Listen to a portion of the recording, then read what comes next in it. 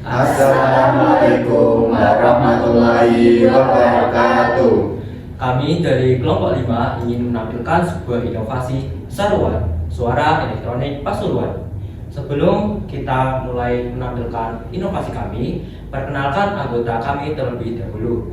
Saya Gian Beristanto dengan NIM 035 dan Saya Non Panji Sinaroja dengan 088. Saya Mutia Praba dengan NIM 072. Saya Raden Agusinat Mazaro dengan NIM 091. Saya Selawita Pramasari dengan NIM 097. Dengan saya Nursiati dengan NIM akhir 080. Nah, jadi mengapa sih kelompok kami membuat inovasi seruan ini?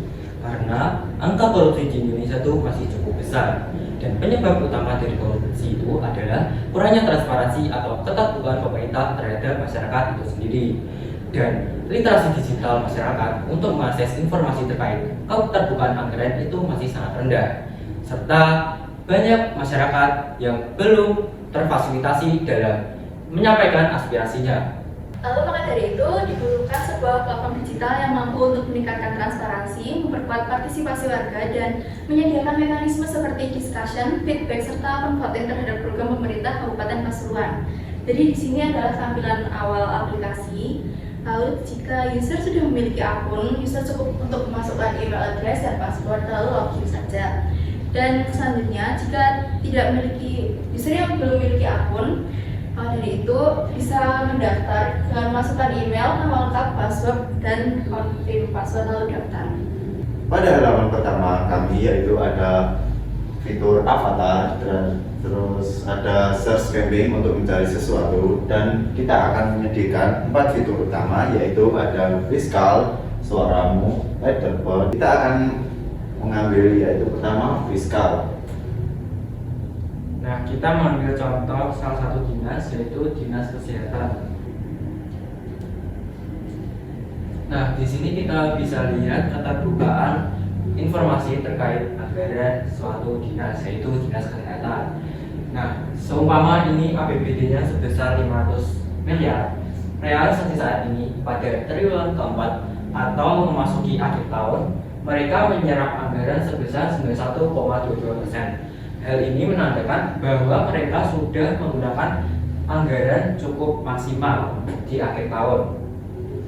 Dan kita bisa melihat anggaran dari Dinas Kesehatan ini buat apa aja dalam bentuk diagram agar mudah dipahami oleh masyarakat.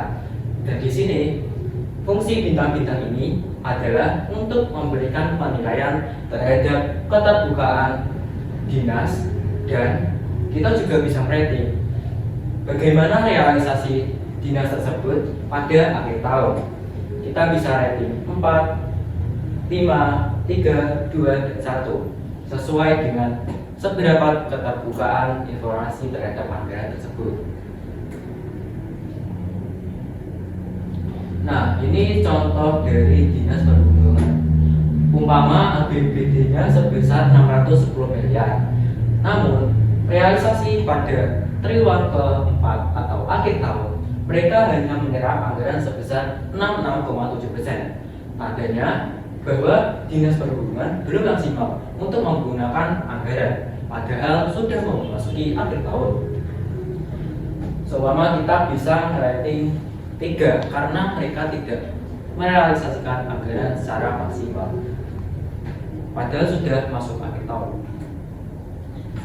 Ada yang ketiga yaitu ada Dinas Lingkungan dan Hidup.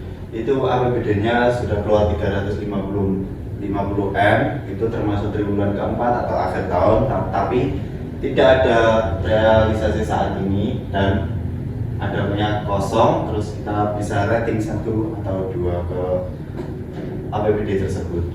Nah, jadi ini tuh contoh dari dinas yang mereka tidak terbuka gitu kepada masyarakat. Kita juga bisa rating 1 atau 2.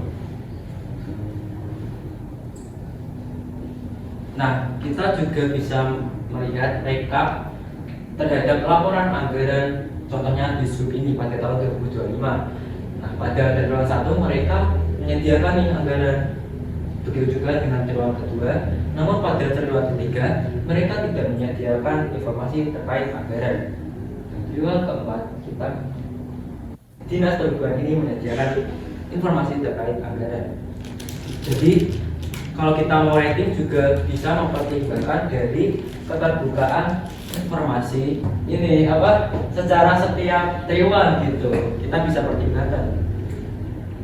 Sebelum kita memulai rating atau menambahkan bintang-bintang, terutama kita akan memasukkan nick asli orang Pasuruan. Kalau nicknya beda atau luar Pasuruan itu tidak akan bisa, dan kita akan memasukkan email yang sudah terdaftar. Nanti kalau sudah, kita cek email dan kita akan mengirimkan kode OTP untuk login. Setelah itu, pada saat nicknya sudah satu kali dipakai, itu tidak akan bisa dipakai kembali. Jadi itu tidak akan mendouble vote atau double rating gitu, untuk menghindari hal-hal yang tidak diinginkan. Papan leaderboard ini dibuat agar dinas-dinas yang lain bisa berlomba-lomba untuk mendapatkan rating paling atas. Contohnya, Dinas Kesehatan mendapatkan rating paling teratas tertinggi karena memasukkan data yang paling transparansi. Dan contohnya, dinas yang paling bawah mendapatkan rating 1 karena mereka tidak memasukkan data yang secara transparansi. Kenapa? Karena ya mungkin korupsinya lebih tinggi, mungkin ya, makanya kenapa di bawah sendiri. Nah, selanjutnya ini ada menu suaramu.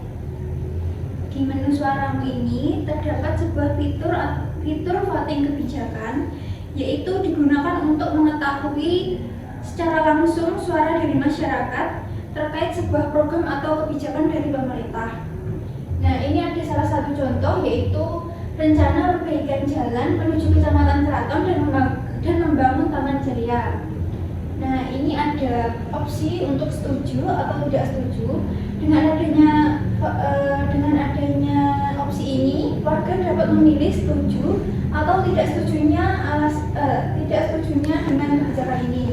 Dan warga juga dapat memberikan alasannya melalui fitur ini. Lalu ini ada forum diskusi. Dengan adanya voting tersebut,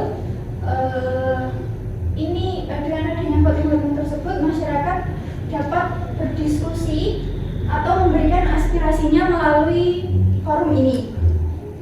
Dan ini ada salah satu contoh, yaitu Mbak Farid Eka tidak setuju dengan adanya kebijakan ini dikarenakan jalan di sana jalan di Sukoharjo masih banyak yang berlubang. Sedangkan Mbak Syafa Aulia ini setuju dikarenakan kebijakan ini membawa peluang besar dalam perbaikan jalan keraton. Nah, ini saya ada salah satu contoh, yaitu Mas Pandi Sumanto. Beliau ini dari komentar beliau ini terdapat bintang-bintang karena disensor dikarenakan Mas Pandi Sumanto ini berkata kasar. Lalu sistem ini akan mensensor kata-kata kasar yang ada di forum ini. Berikut adalah peluang dan tantangan dalam aplikasi tersebut. Yang pertama, user bisa melakukan voting kebijakan publik. Jadi masyarakat bisa memberikan pendapat. Yang kedua, diskusi kebijakan publik dengan masyarakat lain. Jadi masyarakat bisa memberikan pendapat dan masukan kepada pemerintah secara yang terbuka. Dan aplikasi ini menyediakan data transparansi anggaran dari setiap OPD dalam bentuk diagram, jadi mudah dipahami oleh masyarakat. Bahkan masyarakat bisa menilai dan merating setiap OPD yang disiplin atau tidak dalam keterbukaan aplikasi. Tantangannya yaitu yang pertama, partisipasi warga yang sangat rendah. Yang kedua, butuh verifikasi yang bisa dibilang rumit, karena verifikasi tersebut sebenarnya untuk memastikan bahwa yang menilai adalah benar-benar manusia atau bukan bot, untuk menghindari fake account. Terima kasih, sekian presentasi dari kelompok kami. Kurang lebihnya mohon maaf. Wassalamualaikum warahmatullahi wabarakatuh.